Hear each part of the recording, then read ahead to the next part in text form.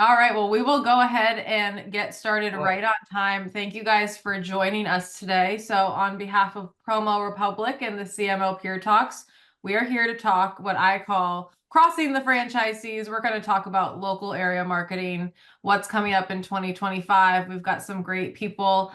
Before we start, I'm going to pass it off to Alex, who's going to do a little intro on Promo Republic, and then we'll get started.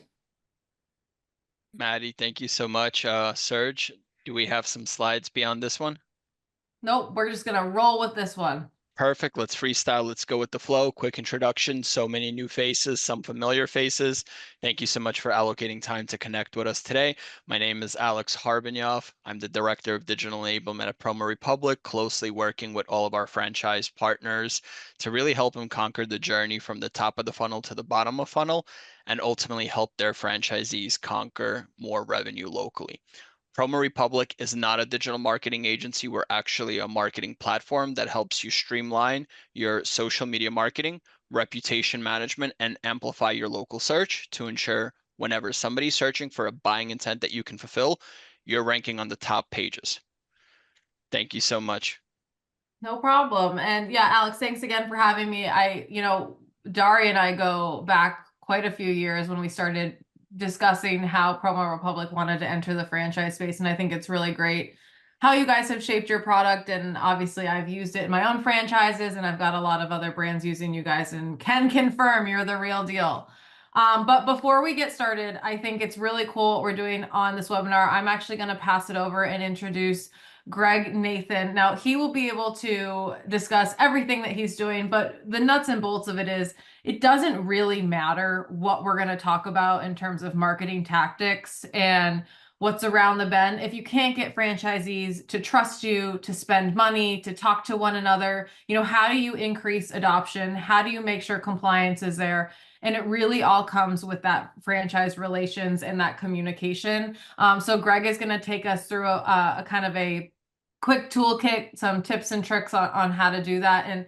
And what I like to say here on this is, as much as the future is continuing to be automated, the piece of franchising that will never go away is its people. And there is a level of support that you will always have to provide that you simply cannot automate as much as we may try. The best franchises have the best support. And right now, the best support is still coming from people. So Greg, I'm going to go ahead and stop sharing, and you can go ahead and share your screen. And I'm excited to learn from you as well.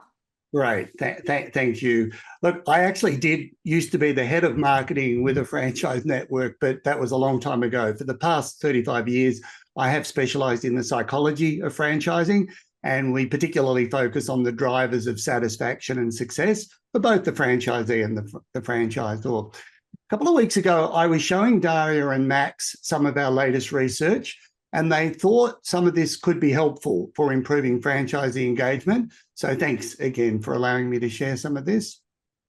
First point, probably the most important point, is just a reminder that the relationship we have with our franchisees, it's very interdependent. And what that means is that people can't just walk away if they don't like what's going on. You're stuck together through a legal, a commercial, and an emotional commitment. And this is obviously different to most of our customer relationships. The customer can move on if they don't like what's going on. So this is why we advise our clients, don't refer to franchisees as customers. There's only one customer, and that's the end user of your product or service. So if you do start referring to franchisees as customers, I think you're in for a world of pain. It creates confusion. So just a point of clarification up front. I'm going to show a few slides and a few models, and I'm hoping that you'll find this really helpful. So just checking, can you give me a thumbs up if you can see that? We can. You're good to go. Fantastic. Thank you. So look, first thing I just wanted to share with you is the franchise relationship stool. I love a good stool because they're just such simple structures. They can withhold a lot of pressure. In our case, there is always going to be pressure in the franchise relationship, but all three legs need to be strong. And if we ask a lawyer, can you describe the franchise relationship? They're going to describe it as in terms of the franchise agreement. And legal agreements are useful for providing clarity, and they can be cut and dried, but we all know that lawyers who are representing unhappy clients can spend a lot of time arguing, and a lot of our money as well, arguing about whose interpretation of the agreement is the right one. So we need to add a more pragmatic element to the franchise relationship, which we call it the commercial leg, which is why franchisees and franchisors enter into the relationship in the first place. And that's so they can achieve some goals and get a return on their effort and so on. But we frequently see situations where the franchisor team needs franchisees to do something. They can legally insist on it. They've done their research. It all stacks up as a commercially sensible idea, but the franchisees are still sitting back with their arms crossed, shaking their heads. There's not, and it's very frustrating. And I'm sure many people, in the group today have been in that situation. And the reason is there's not a strong psychological leg. And we say that this is composed of trust and commitment. Trust is whether someone's open to your suggestions because they believe you're telling them the truth and what you're asking them to do is not going to hurt their interests. In other words, they feel safe. Commitment is whether they're prepared to take action, for instance, to invest money, time, energy in doing what you're asking them to do.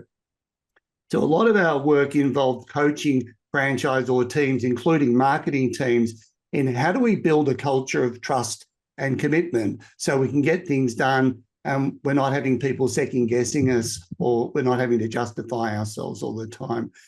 Just out of interest, I was interested if people are so inclined, I'd find it interesting if people popped into the chat feed, what's a specific behaviour that you have found builds trust or commitment from franchisees, where they're open to listening to you and they're prepared to take action, to spend money or invest time or energy in doing something. So if people are happy to pop in a thought or two, I'd be very interested in that. Yeah, Thanks, Greg, Pete. I have a bone to pick with you because you wanted to share your own slides and I'm looking at a slide of a stool. Okay. So Yeah. Yeah. Stools are great. Yeah, we get a lot. We got a lot of clear communication. I give out my personal cell. I put parameters around that. I usually say, don't call unless it's like in the red, text if it's a yellow, and if it's a green situation, email me. Proof of concept. Yeah. Sharing personal information, listening to pain points and actioning them. Trialing initiatives first and then showing the data of results. Yeah, Complete good. transparency. Yeah. One of the most powerful things we find, I'm not sure whether it's come through yet, I'm just sort of scanning that, is that front-footing people's concerns, and we call it naming it. And, if someone, has got a concern about the cost or whether something's hasn't been tested properly, saying, I understand you've got concerns about this. Because sometimes we avoid the questions and the concerns thinking they'll just go away and they don't.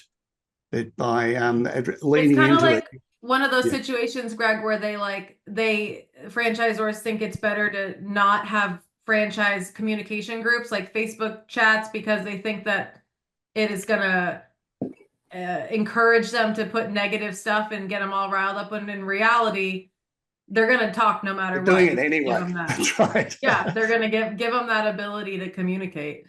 Yeah. Good. Well, thanks everyone for those thoughts. That's really interesting and useful. I'm going to just talk a little bit more about this interdependent relationship because it's really fascinating and quite unique to franchising.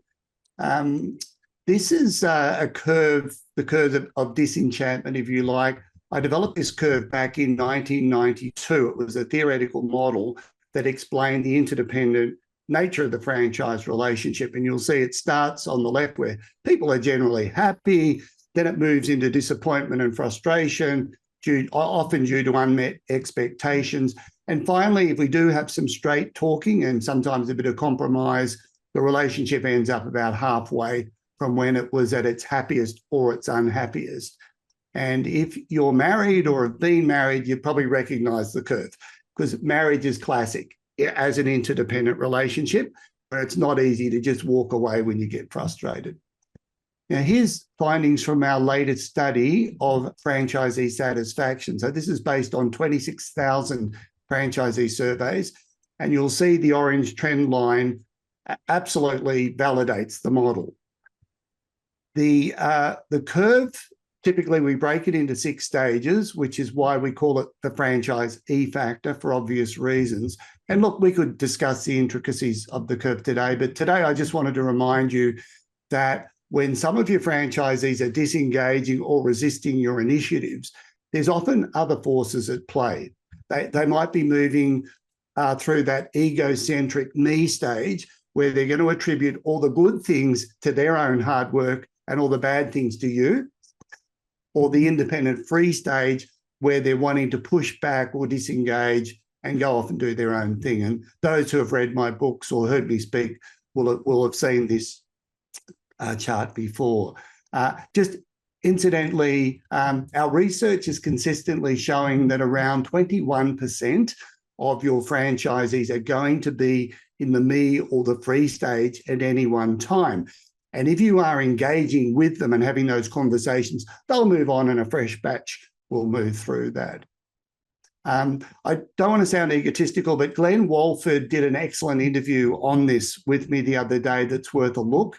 And if you want, I'll post the link to that in the chat feed. It's about a 20-minute interview where we go into it in quite some depth. Now, this is another one of our models, the franchisor wheel of excellence, and there's 5 things that we find that sustainably successful franchise networks focus on. And I just wanted to address briefly 2 of these pieces. I mentioned earlier that the franchisee is not your customer, but it's very smart to listen to them. It's a sign of respect, and also they often have really great ideas.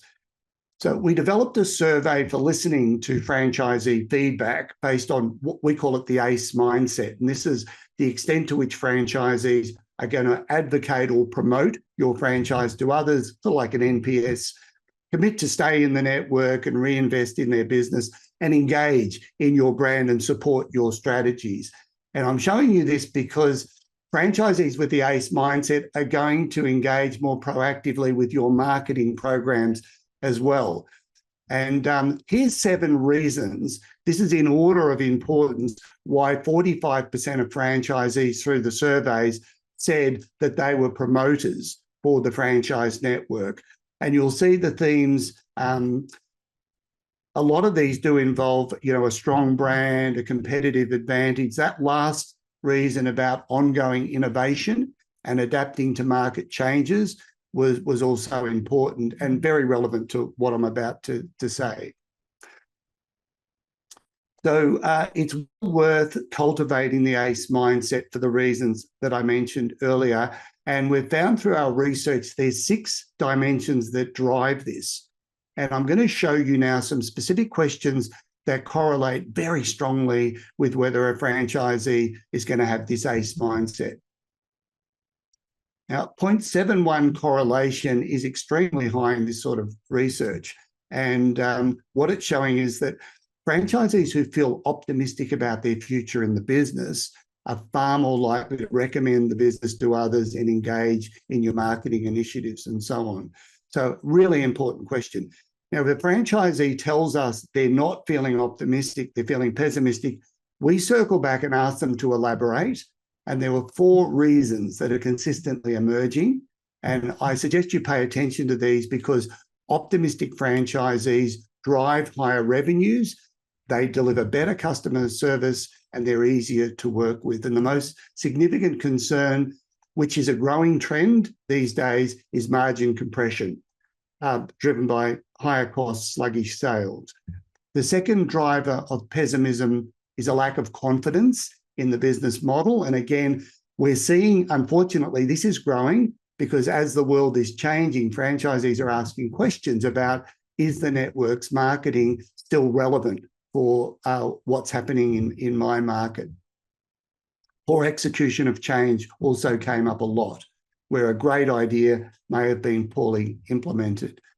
The third driver was feeling unsupported, not listened to, not consulted with, And the fourth driver of pessimism was doubts about the brand position and whether we've got our competitive strategy right. So I would just say that it's really important that we stay focused on how to protect franchisee profitability, let them know we're listening to their concerns, and that we let them know how we are adapting to the changing market conditions. On the positive side, and look, we'll send you these slides, so you don't have to feel you've got to take notes madly, but there are 8 drivers where people were feeling really optimistic. And you'll see that many of these are related to the brand and its position in the market. Now, I just want to make a couple of more comments, Maddie, and then I'll throw it back to you. Another important driver of the ACE mindset is whether they believe that the franchisor team care about their success. And a few years ago, we published a really interesting paper in the Journal of Business and Psychology, and it was about the impact of a caring culture on franchisee performance. And here you can see that there are certain attributes like proactivity and brand passion on the franchisee side that drive revenue, they drive profitability, and they drive a better customer experience. And we found that when franchisees disagreed that they were treated with respect and felt the franchisor team didn't care about their success, it's like a dampener on their proactivity, on their brand passion, and that leads to a dampening of their business performance. But on the other hand, if franchisees feel that they're being treated with respect and care by the franchisor team, it boosts brand passion, it boosts proactivity, and that boosts performance.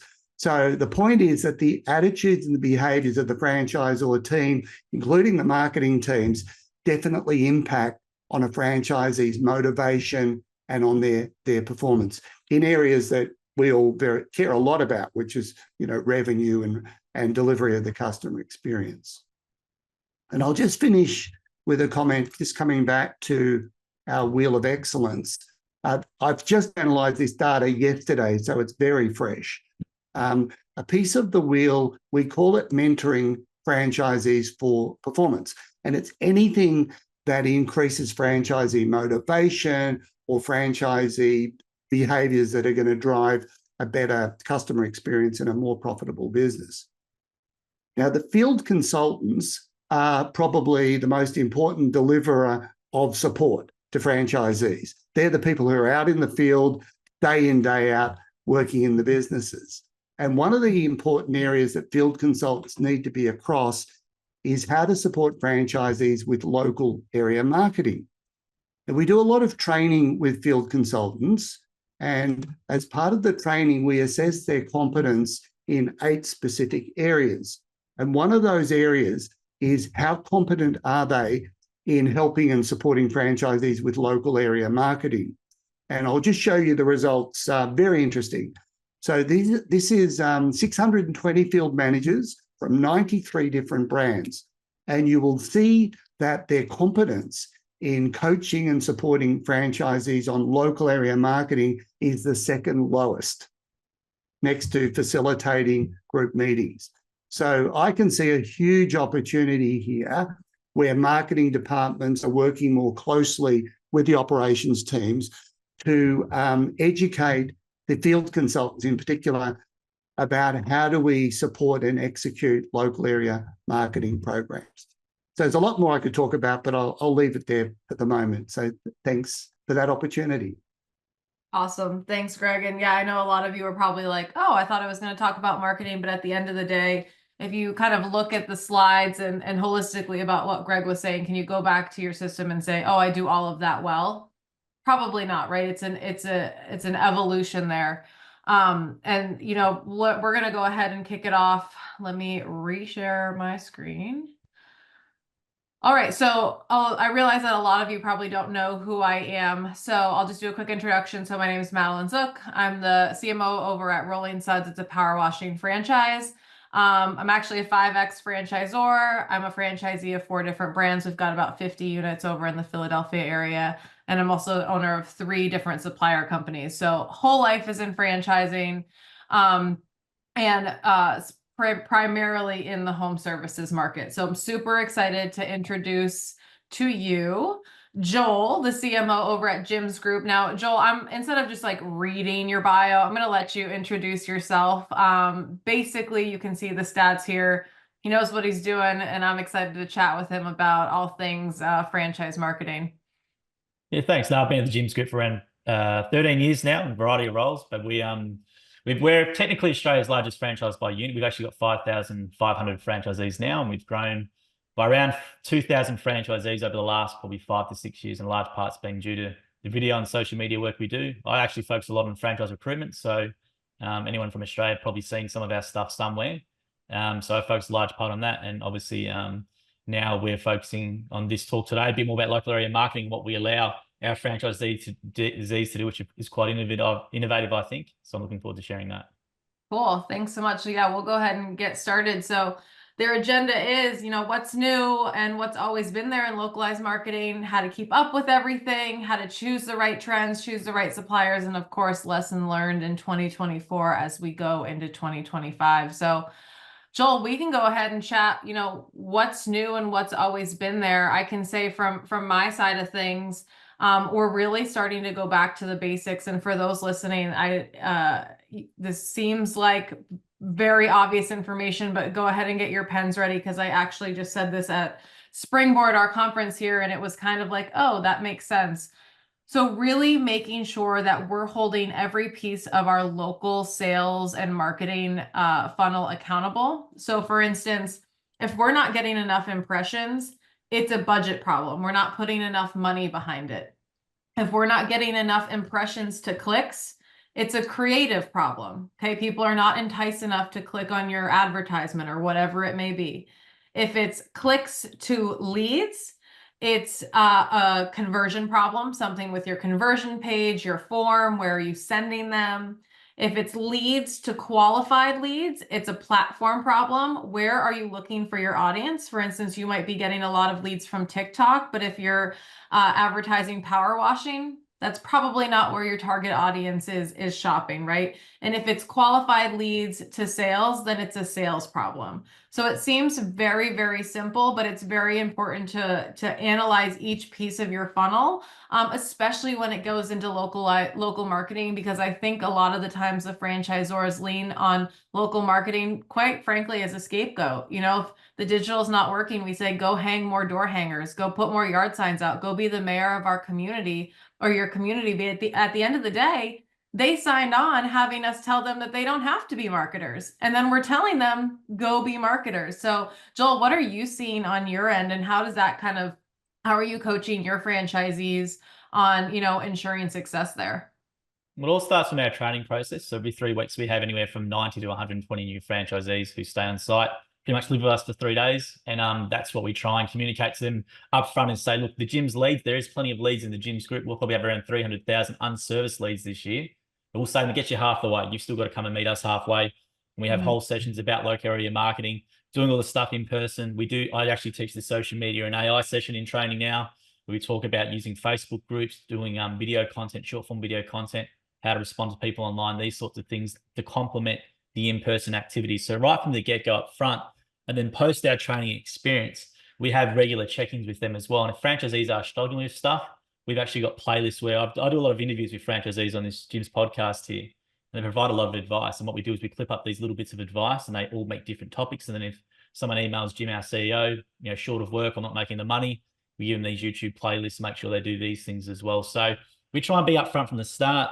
Then as the franchisee progresses along their journey with us, if there's any issues or they're not fulfilling certain things, we have resources available to them at all times. We make sure that that's there to them constantly. We do put it back on them a bit, that it's their business as well, and they've got to do the things, but we have the resources and materials and support that are needed there for them.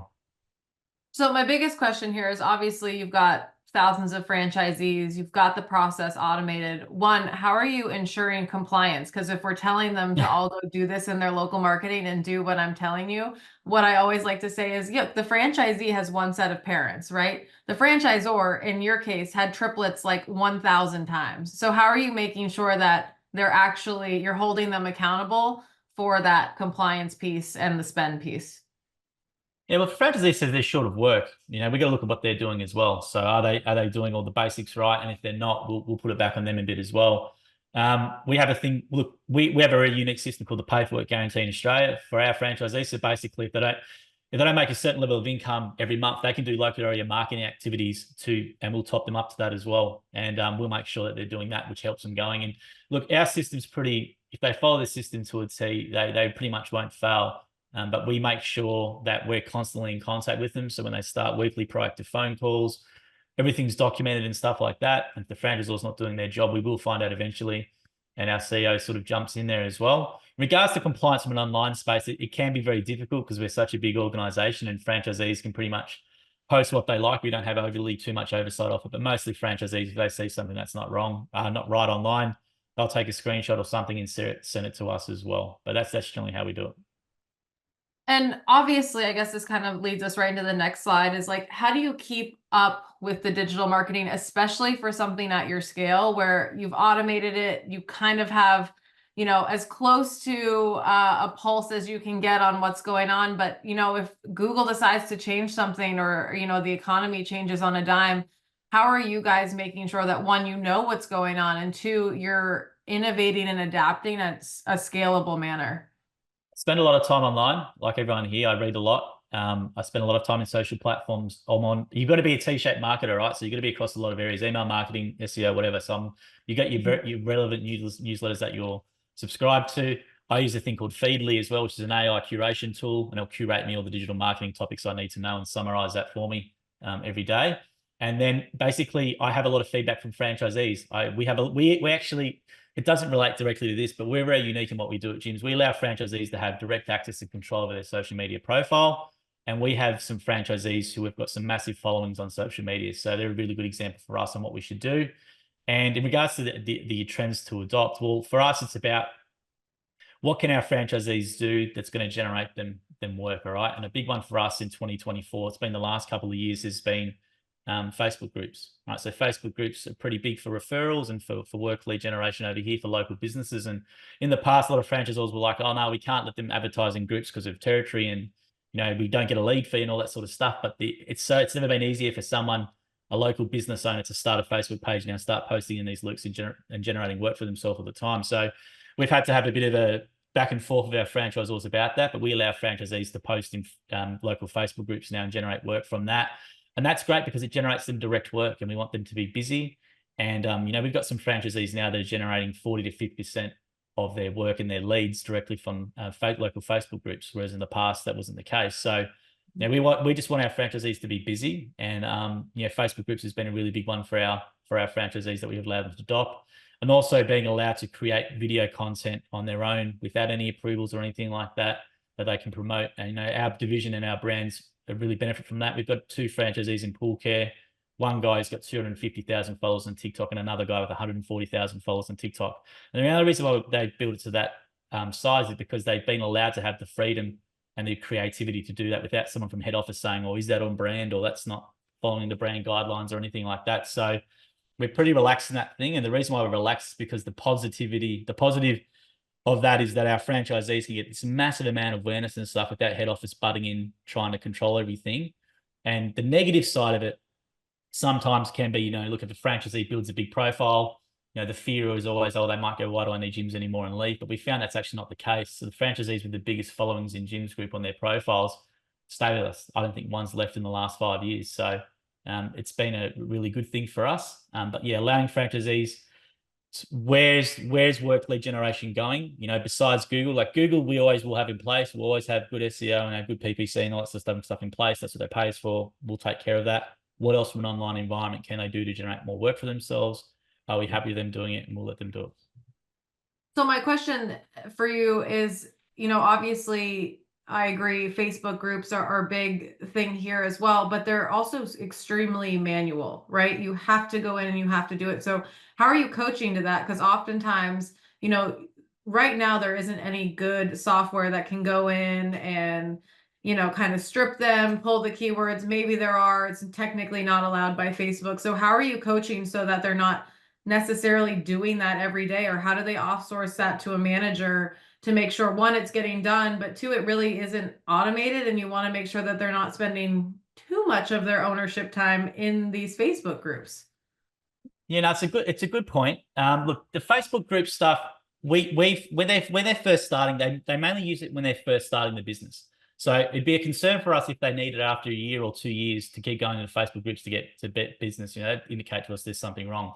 But when they start, we say to them regularly, you know, every day go post in these local 10 suburb groups and respond to them and stuff like that. And then after a while, they'll get their client base. A lot of our type of work is regular customers. They'll get their regular customers and they won't need it. So after 6 months, 3 months, we hope they don't need it anymore because they've got a regular customer base, they give good service and they keep going. But yes, at the start, it's a manual type of thing and they hunt around in groups. What actually our franchisees do if they're in an area, they form they form message groups with each other and they basically screenshot any job requests that they see that are relevant for the franchisees. So we have like the cleaning franchisee, the mowing guy, the pool care guy together in a group.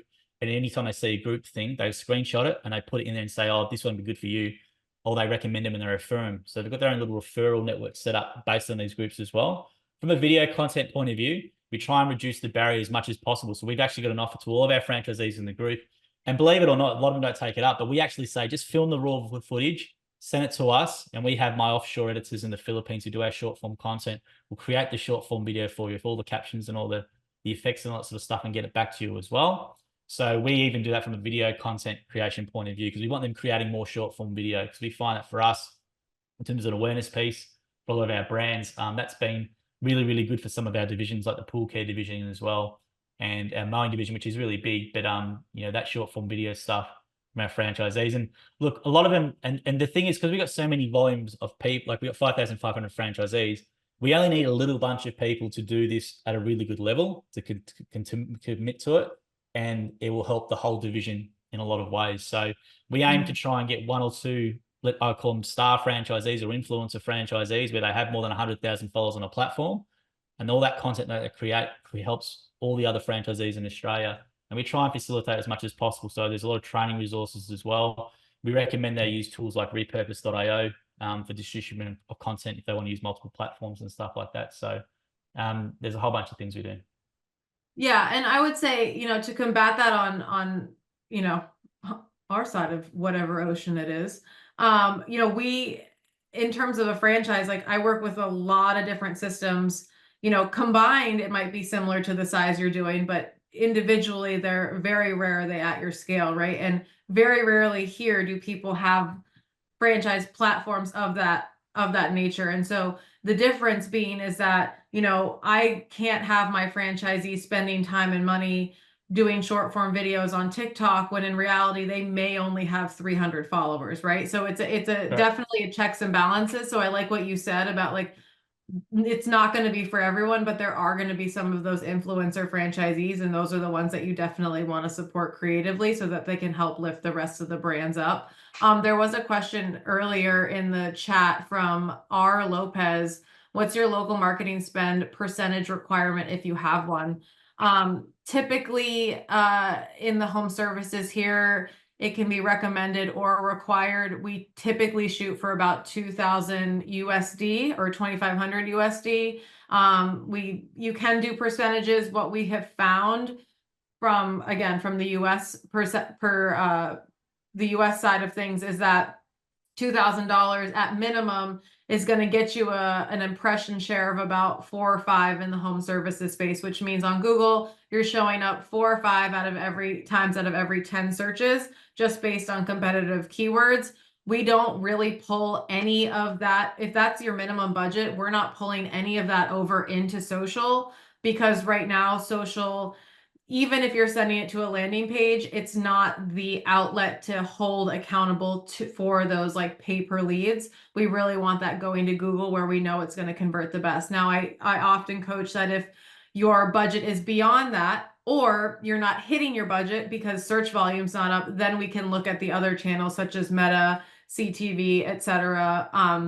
But that's kind of what's going on now. And, I've developed this local marketing calculator that essentially shows franchisees based on how much revenue they're looking to drive, what their cost per lead is and their conversion rates are, how much they need to spend in digital. And what I coach to is, if you don't want to invest this $4,200 because you want to drive 12,000 additional in revenue, then you have the only way to offset that or get the cost down is to local market. And here's how you're going to do it, right? A lot of pushback we get from franchisees is, well, I just became part of a franchise brand, like I should get leads organically.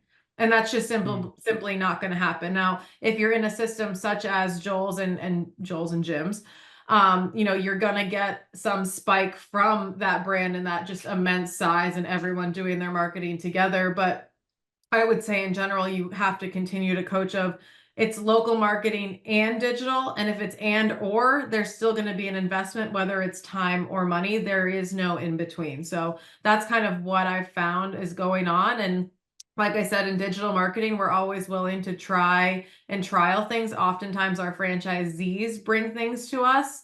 But again, it's kind of just always in a funnel of right now, what's working really well for us is cold calling. Like, I cannot tell you how much I would recommend against that, but it's doing incredible things for us. And that is not something that is AI or generated out of left field or Jupiter. Like a lot of these foundational pieces really ring true. And, there really isn't a silver bullet.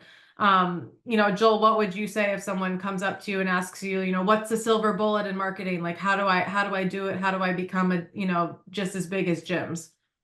Look, it's a tough one. I just want to go back to your point though, because I think our franchisees are a bit spoiled in terms of what they pay. What you guys pay is a lot of money compared to us. Our average marketing money is $150 to $200 AUD a month. So it's probably like 120 US a month, right? So, and they still think it's too much sometimes. I can't right? even tell you that wouldn't even make a dent. Like if someone was like, I have 120 US dollars, I would have been like, then take me to dinner. Don't market for a month. I don't. Yeah, but we also found, like, obviously we spend a lot on digital with SEO and Google Ads, but we have found Facebook lead forms that have been effective for home services. You just got to have an offer. So I'll give you the story. So we recently have in New Zealand at the moment, we're in New Zealand as well, we've got 300 franchisees in mowing. There's been a recession, the economy's been pretty bad, right? And our Google Ads weren't just cutting it, franchisees were desperate for work. So basically we started trying Facebook lead forms. We put set prices on those services. So it might be like $100 gutter cleaning, or let's say $2.99 rubbish removal special, fill out the lead form here. And the CPL, or the cost per lead on that, was far, far less than what we're getting on Google Ads as well. So I wouldn't dismiss Facebook lead forms for any home services business. You've just got to have some really strong offer. For you guys, over here, it's absolutely trash leads, even with an offer. It's complete. So that's interesting. Like, it's been well for us it works, and that's something that kept us going through New Zealand as well at that time, was having set price specials with Facebook lead forms. I don't know why it worked so well, but it did work, and they helped us when Google Ads wasn't working. So I think Facebook, like anything, if you've got a good offer, good creative, and you put a lot of qualifiers on your form, if that's what you want, really good leads, it can be still good. It can work. So what was the other part of your question, Maddie? Sorry. I don't even remember, Joel. I was just stuck on the $120 and that your Facebook lead forms work. So jealous. So jealous. Yeah, so when Mike Andy's come out from the States, and Mike Andy's is obviously a big franchise, guy, long-term entrepreneur in America, and he couldn't believe how much our lead fees were, because a lot of franchisees in Australia complain about the $12 lead fee. And when he actually ran through the marketing funnel of Google Ads and actually how much it cost him over there to convert their jobs, he couldn't believe the deal. So it's quite funny how the American and the Australian markets are a bit different. I think our Australian franchisees hopefully should listen to what you guys have to pay over there, and maybe be more grateful to what we get over here. But we're sort of a bit lucky because we've got such a big brand. Our logo over here is really iconic as well in Australia. So it probably gets a bit more cut through and in the search results as well. If someone sees the gym's name in there, they've had a good experience, fantastic. They're going to be way more inclined to click on us. So our cost per click's far less than most other people if they don't know the brand as well. There's another question in here I just want to get to real quickly as well from Alex in the chat. He says, you mentioned about compliance associated with self-police force amongst franchisees. Are they also capturing franchisees that are getting positive traction? Yeah, absolutely. So if a franchisee does a really good video or something like that, we get it shared to us all the time. So we encourage that all the time. I get DMs all the time with content. I stay really active in our social media profiles. It's the way I can stay on top of trends. I think even though my title's CMO, gyms, as Greg would know, it's a very small operation for how big it is, and you've got to do a lot of things yourself. So the great thing about being in my position is that I'm hands-on in a lot of areas as well. That's how I stay on top of a lot of things, is actually by doing things. I'm not a big delegator, which is a curse as well, but it means that I can do a lot of things. So I can actually train. I understand what franchisees are doing. I understand how to create videos and platform. I can create all these different things. I know how to do a bunch of things, which I can then provide tutorials and advice to our franchisees all the time. So I think that's really important as a marketer, or if you're working in head office and maybe you're a bit older, because this is the thing as well. We have a lot of older franchisees who, when they do the session, you can see it just go over their head, right? But then you have some who are really attentive and want to give it a go. And our franchisee who's got the TikTok account with 250,000 followers, he's a 60-year-old, I think he's around 58 or something now, Jason. He's a retired constable, never used social media before, but he took all the training and applied it. So it's a matter of just constantly providing educational material to our guys. So we have a monthly newsletter as well, and I'm constantly putting in a lot of Loom tutorials on how to do different things, about how to source work in Facebook groups, different bits of advice on maybe using ChatGPT to create email newsletters for customers, what's a good prompt, how to come up with better subject lines, all these sorts of things. So we're just constantly providing over-the-shoulder walkthrough tutorials to franchisees all the time. I'll give you an example. I created like an AI, just a bit of a stuff around thing for our social media using Midjourney and using Runway, like a Pixar gyms style movie clip, right? And then I had a lot of franchisees had me on Facebook and stuff, just message me and say, give me a tutorial, show me how to do that. I want to create some social media graphics for my business. And the next day on his profile, he's got some AI things. That's really silly little thing. But, just being able to show and share knowledge with franchisees constantly in this area helps them. I know I rambled on a bit. Joel, there, can I jump in with a question? Just as an older person, most of the demographic of your typical franchisee is still toward the older age, although we've got younger people coming in. What do you find is working best in educating the older franchisees with this stuff? I find video walkthrough tutorials, and I use a tool called Loom, which most people are familiar with.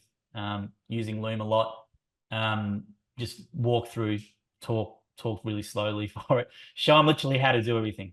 I literally show them how to create a video on CapCut, or show them how to do basic things on Instagram, which I think are easy. Which that's the thing. You can't assume your knowledge is known by people. A lot of things I assume people know. Like, great example is ChatGPT. I think everyone knows how to use ChatGPT, and I spoke to 100 franchisees yesterday and said, "Who's used ChatGPT?" And probably 20 people in our room put their hand up, which to me is mind blowing. So. It's mind-blowing. And I think there's the risk that we can leave a whole group of franchisees behind if we don't slow it down a bit and bring them on the journey. What do you think? Absolutely. Yeah, absolutely. So I agree. So just trying to just provide as much information. I've got around 120 Loom videos in a library, which if people do ask me how to do things or whatever, I create a Loom, and I've got that library sitting there as well. And we also have a franchisee intranet, which a lot of this stuff lives on. And all those tutorials don't go for more than 2 or 5 minutes. But look, the ones who take that, look, a lot of the times people won't even look at it or whatever, but the ones who do implement it, they get the rewards. They then talk at their meetings. So we have regular franchisee meetings. We're around 8 to 10 a year that they have in their group. And if something's working from them that they've tried on local area marketing or Facebook groups or some tactic, they'll share it at their meeting as well, which is a really good thing too. Yeah, we utilize a lot of peer-to-peer support. Like, we organize as many peer groups as possible, whether it's like their ages or their regions or their revenue groups, to also assist in, kind of helping reiterate what we're teaching. Because again, same thing for Joel, you only have so much time and so many ways to reiterate it. We had another question of, how do you support franchisees who are struggling with conversion? How much do you put it back on the franchisee? And I'll let you speak to that because it's gym specifically. I would say for us, it depends what the conversion is you're talking about. And that's kind of how the initial funnel breakdown is. If it's the conversion from clicks to leads, then who's managing that creative and that conversion form? Who's running that digital marketing? If it's, leads to sales, who's in charge of that sales process? And while, usually it's obviously the franchisee, they're the one that needs to be selling their service. There's obviously support we can give them, such as Joel was talking about, of, best sales pitches, best ways to close. But at the end of the day, it's much easier to put it on the franchisee for the sales process than it might be for the marketing process, depending on where that marketing is owned. But Joel, you'll speak to that a little better than I can. Yeah, I recognise Burke's name in there. G'day, Burke. How does Joel support franchisees who are struggling with conversion? How much? Oh, cool. So I'll give you a good example of this, Burke. So we have gyms cleaning in New Zealand. All right. So New Zealand, for cleaning, they're a little bit the franchisees are a little bit different to the Australian ones. They're way more reliant on the leads and stuff like that. And we do a lot of direct Facebook boosts on their pages for them as well. And you hear it all the time, Facebook leads are no good. And then what will happen is I interview this franchisee who loves Facebook leads. And I said, why do you convert around 99 to 98% of your Facebook inquiries that come through? She says, I respond within 5 to 10 seconds. So speed of reply. What I then do is I then clip that up. And then when a franchisee will say, oh, no one responds to my messages or whatever, you go and look at their inbox and you see you respond to this guy 3 or 4 hours later, you screenshot, it's that, then you send the tutorial or you send that clip from that franchisee which says you need to respond within 5 to 10 seconds, then the message will sink in. So you've got to look at why they're not converting and, really put it back. And I agree, you should put it back on the franchisee. If you're generating a lead for a franchisee, that's if it's especially by the call center in gyms, we know it's a good lead. If it's via Facebook, it's not as generally as a good lead, but they still can be. You've just got to look at what they're doing and put it back on them a bit. And it should be an onus on the franchisee because we've got in the lead. It's up to them to then convert. So speed of reply, tone on the phone, or if they can't get onto them, are they shooting them a text and an email instantly? All the basic things which we assume that they do, which a lot of the times they don't do. Really look at that, and you should put it back on the franchisee because your job is to get in the inquiries. And I know that you guys at Laundry Services do a good job of getting them in the leads. So then up to the franchisee to meet you halfway and then convert them. So what are the conversional action items? Speed of reply, tone of voice, professionalism on the phone, all these sorts of things, and objectively have them look at themselves in that regard as well. So that's sort of my advice in that area. Yeah, and definitely know your numbers and benchmark them so that you can compare them, with what the rest of the brand is doing. Before we move on, we were talking about content. I like to always say, like, when you're talking about content specifically with franchisees, a lot of times I see them post on their Facebook page, like power washing and their phone number. I'm like, that's not going to cut it today. That's not going to get your customer out of bed. So whatever you're posting has to fall within one of the 3 E's. So it should either be entertaining, kind of that funny TikTok, whatever it is, pressure washing. We call it the pressure washing porn, where people just watch things get cleaned. It's got to be educational, or it's got to have some exclusive. And on that exclusive, Janie actually asked you, Joel, do you do offers where there's skill involved, like gyms, bookkeeping, dog washing, i.e., do you discount the skill or the time? Look, we don't do gyms pretty flat out. It gets franchisees offering in discount in any way. But for gyms dog wash, we do introduction wash specials. So like the 20% off introduction wash special to get them in the area, because dog wash is a regular type of thing. If someone has a good experience when you wash and groom their dog, they're going to book in to be a regular franchisee. So the only time we do a discount the dog wash is for the intro special, and we do like we do a Facebook boost page, a boosted ad on their territory-based page with the 20% off introduction special, and that gets them filled up. And then from then it's up to them to raise their prices or do that.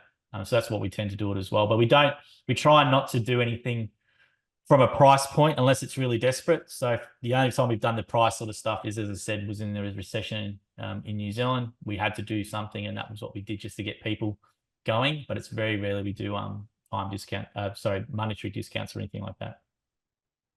And we've got another question. Joel, is there a centralized call center across gyms group, or does a local biz listings have the franchisee's phone number with their responsibility to handle the inquiry? Yeah, good question. So we pride ourselves in our call center. So we do have one call center for Australia and one for New Zealand, and then the leads pass on to the franchisee.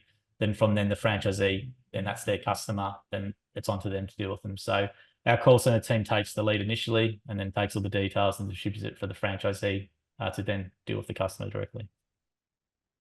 So moving on, because we've got 10 minutes left, but oh wait, hold on, we got a question from Joseph. Do you recommend charging the franchise for leads, or the franchise having a budget they spend each month and they get a variable number of leads from that budget? So I'm assuming you're talking about, Australia and New Zealand, because the US is much different from that. So Joel, I'll let you answer. And then Joseph, if you want the US answer, just let me know. Yeah, it's sort of, Yeah, it's an interesting question. Look, we charge a lead fee, but we don't charge a lead fee purely to make money. We charge a lead fee so the franchisee actually values the job and calls the person back.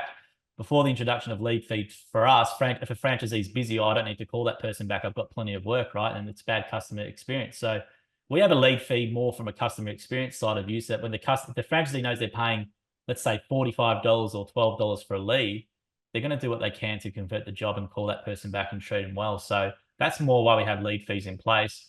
It's more from a customer service point of view. Look, if you have a budget, yeah, you're right. You know, can you depend on those getting a certain number of leads from a set budget every month? You know, with the way marketing changes all the time, you know, you're going to have fluctuation, and the franchisee might get annoyed if they're not getting what they want from that budget. I have this problem a bit in our conveyancing division. So we have Jim's Conveyancing over here, which is like property conveyancing. It's a very expensive, very competitive cost per lead, and you know, all the time we actually real transparent for our franchisees and say, look, your marketing budget of this amount per month is only going to generate this amount of leads based on our cost per lead. If you want more, we have to increase the budget, and they're okay with that. So it all depends. But yeah, we charge a lead fee more purely from a customer service point of view, as opposed to from a monetary point of view in terms of marketing. Yeah, I highly recommend trying to do as much pass-throughs as you can. I've seen a lot of issues when you try to create a profit or a profit center or rebates. That's just simply not, as a franchisor, somewhere where you need to be focused on making a profit from. Your profit should come from your royalties. And of course, as you get bigger, you should be getting some sort of, you know, making sure that you're sustainable and making a profit off your support. But as you're growing, you know, you got to remember, one, it's the long game, and two, your profit center is, you know, you're getting to that royalty sustainability. That's what we want. We don't need to make quick cash from, you know, taking, you know, corners and partnerships where they might not be in the best interest of the franchisee, right? We don't want to nickel and dime them because we simply can't fee our ways to success. And then lastly, Joel, have you considered doing the same approach as the call center for social media inbox, as you have the data that proves 98% conversion for prompt responses? No, we haven't, because we wouldn't, no, we haven't. It'd be a lot of work. And then if you say the wrong thing to a franchisee's customer, or they might not like you saying something or whatever it is, it can cause a bit of issues. So we do want them to sort of take ownership over that customer interaction, but it's a good idea. If we could, in an ideal world, yes, we could maybe do it. But the thing is, it's a franchisee's business, and end of the day, they're responsible for that customer interaction. And you know, we want them to because if we say the wrong thing to someone on their behalf, it could annoy them and stuff like that, which is done before. So we try and leave it over to them. But no, it's a good idea. If we had the resources in an ideal world, it'd be something I would do, and maybe in the future we could. Alex, maybe a new product to deliver. Let's call Val. It's already here, Joel. I want to pick your mind a little bit more. Okay. So Joel, as we're closing this out, lessons learned in 2024, what is the, you know, let's get it a little juicy. What's one of the mistakes you made in 2024? Maybe something that you predicted that didn't go right. And you know, how are you using that to shape your 2025 initiatives?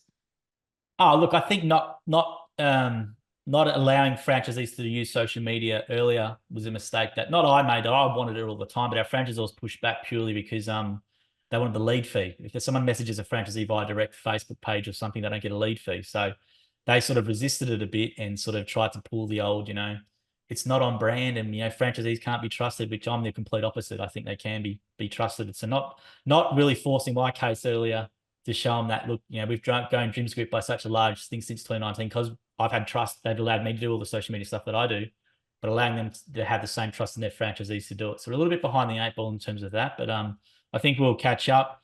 And I think, you know, if I can impart anything onto this for everyone, the Gary Vee, the new book he's got, was going to be about franchising towards the end, about the franchisee relationship, all right? And customers they like the local small business and stuff over the corporate account, which I tend to agree with as well. And franchisors understand we've got to protect the brand and all that sort of stuff as well. But you miss out a lot of, you know, potential with these franchisees who can be creative. And if you put too many rules in place, it really stifles that sort of stuff. And you miss out on a lot of really good franchisees who might be, you don't know who it is going to be your next sort of online person who can really build that business as well, because they're your brand champions and they can do a lot of work for your brand without you having to lift a finger. all you need to do is let go a bit of control and give them a bit more trust. Now, I'd hate to be in a position where we had to approve every post and these are the only 10 Canva posts you can put out and all that sort of stuff. And I understand for some businesses, that's really important. They need to do that. We're the complete opposite. So we say from day one when they come into our training, look, run like any other franchise in Australia. We trust you full with your social media accounts. If you do the wrong thing, we'll have to pick you up, but we trust you to do the right thing. And then 99% of the time they do that. And the franchisees where they have that full trust just go nuts in terms of what they build with their online presence. And it really helps our brand. And at head office, it makes our life easier. We don't have to promote the pool care division as much. We don't have to promote the dog wash division as much because our franchisees got the trust to do it themselves in place. So I think not pushing hard enough in regard allowing our franchisees to use social media in the early, the last 5 years has probably been my mistake. But I think moving forward in 2024, we're actually changing a lot of our manuals and our franchise agreements to actually really put this into it so that our franchisor sort of can't get in the way a bit and that our franchisees can really use it to drive their business. Yeah, and Jamie asks, how do you manage these social pages if a franchisee leaves the system?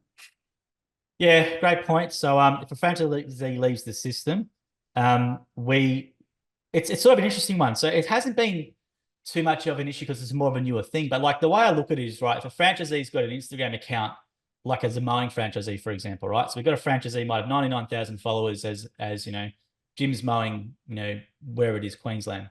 And all their content is, Jim's mowing videos, all right? All that sort of stuff. And if they go and rebrand and go independent or whatever, all their content on their page is still Jim's Mowing.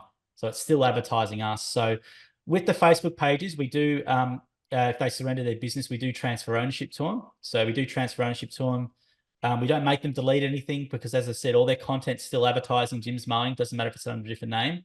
We transfer ownership to them as well. With the other profiles, we just simply let them change their name and away they go. We don't make them delete any content because the videos and the photos have still got the Jim's group or the Jim's division, which they're in, branding in them, and let them go on their way. But it hasn't been overly much of a problem. It's very, like, the fear from franchisors for us was that you'd have a franchisee build up a massive following on social media, get all the leads, and they leave gyms. And we've actually found it's the opposite. So the franchisees who have that big following as a gyms division are really big brand champions.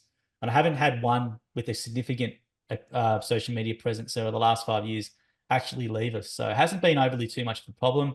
I'm sure it'll be a big problem in the future, but we'll adjust to it on the fly. Because as I said, I think the positives of social media use for franchisees outweighs the negative. And yes, there is a negative to that aspect. If a franchisee leaves and they build all their stuff up under the gyms and they go and they have all that stuff in there, but the positive benefit to the brand, I think, will outweigh that negative. Yeah, and it's a little bit different here. We always try to have a parent-child relationship in terms of the ownership, just because there's always a lot of resales. If people close, if people change, it's a little bit more prevalent here, especially if I've seen it across multiple brands. But I would also say, to Joel's point, we give them the autonomy to control their own social media pages. We'll give them some base content and kind of let them do their thing. And then I would say, in terms of compliance, don't get caught up, especially if you're an emerging brand or smaller, focusing on, they posted this picture with the color orange, but really we're red. Look at something that's really moving the needle for revenue drivers, where you're spending your time. Sure, you can make a comment, but don't spend too much of your time worried about the really minute details. In the franchise, as you're scaling, of course, you can start cracking down on that as you have more time, but remember revenue generators and where you're allocating your time. And the last question from Jessica is, do you allow the Facebook pages to do paid activity through social as well, or is it just organic? Great question. So that's a really good question. So we don't allow franchisees to do their own boosting or ad campaigns on their page. We actually do it from a head office. So for example, a good example, so our Jim's Dog Wash division, 99% of their leads are generated via paid boosts or paid ads on their local pages. And we'll do that for them at head office. So we don't allow franchisees to do that because we say to them, look, you've joined the franchise system, you pay us marketing money. We'll use that marketing money to do a page boost. All we ask them to do is we say to them, look, create a post on your page that you want us to advertise. We'll look at it and then we'll advertise that that post for them on their behalf. So we do that all the time. A lot of my days actually spent with my team doing that for franchisees as well. So we do paid advertising in some extent on their pages. Yeah, and then to answer how her question to me about, what about larger brands with a lot of brand equity? Obviously, you want to be a little bit more focused in on compliance. Well, if you're a larger brand, ideally you're going to have someone on your team, whether it's a marketing person or legal, that's working with the brand governance. And typically what's easier is one, of course, you have a streamlined communication with your ops teams or your FBCs or franchise business coaches around, kind of what's going on. And then oftentimes you're partnering with digital marketing firms, social media agencies, and you're going to be working with them around brand compliance, which is really great, for Promo Republic, is we can tell them these are what's in brand standards. Please help us monitor. Please help us with compliance. In terms of what does it mean that you have access to all of their accounts? Yes. So I always encourage that the franchisor has to be an admin on the accounts. And then it's created kind of, like I said, parent child. That way, if you do have something that goes rogue or someone sells, or if someone just wants assistance, hey, can you take a look at this? You have a second set of eyes, and we do have the authority to kind of go in there and change things should we need to. But again, it's a respect for respect relationship. We're not going to go in and do anything, if it's not necessarily needed. And it also forms part of digital goodwill. So if someone wants to sell their franchise and they've got a Google business profile with, let's say, 200 5-star reviews, and their Facebook page has got 10,000 followers, if they want to sell that franchise, we control that asset at our head office as well. But that can actually form part of the goodwill, and they can actually charge in their resale of their franchise for that, which is a newer development. So I sort of in training as well, we sort of say, look, not only should you build it to build, not only should you get reviews to help yourself get more leads for your business or, followers and all sort of stuff, but if you do ever want to leave the business, that will form part of the digital goodwill that you can actually charge for when it comes to a resale. And I think that's a really good thing as well. When you start saying that sort of thing to them, they sort of go, okay, this is actually something a bit more serious I can use to actually exit the business with more money as well if I do want to do that. So yeah. And then R. Lopez asked, how do they pay for it? I'm not sure how your franchise agreements and your FDDs are set up in Australia or New Zealand, but here typically they're paying for a part or some part of that service, and it's typically done through, it can be internal, but it'll be done through a tech fee, or it's being paid through their brand fund, which is also like 1 or 2% of their revenue monthly. So it's a monthly fee that's typically incurred. Rarely is it an additional cost, but yeah, that's typically how it's set up. And someone's mentioned in there about deleting pages. I'll give you a tip here. Try not to delete or deactivate pages, because it triggers something in their algorithm and it might block you from using Facebook for 30 days. It's happened to me before. So just be careful about deactivating or deleting Facebook pages too much, because you can trigger stuff in their system, and you don't want to be on their support, because as we know how good the Facebook or Meta support team is, there's nothing they can do about it. So be careful about that as well with pages. Yes. So we are 3 minutes over time. I want to be respectful because you guys are in the middle of your business day, and it is 10 o'clock here, and I am ready for a cocktail. Thank you guys so much for joining. Here are our QR codes. We're happy to speak, answer any more of your questions. Again, Promo Republic is there to also be a resource. Joel and Greg and Alex, thanks again for having me, and thanks again for hosting this. This has been really fun, and I hope to do it again soon. Thank you very much for having us. We appreciate it. Yes, there will be a copy of this recording, and it will be out from Promo Republic. All right. Thanks, guys. Have a great night.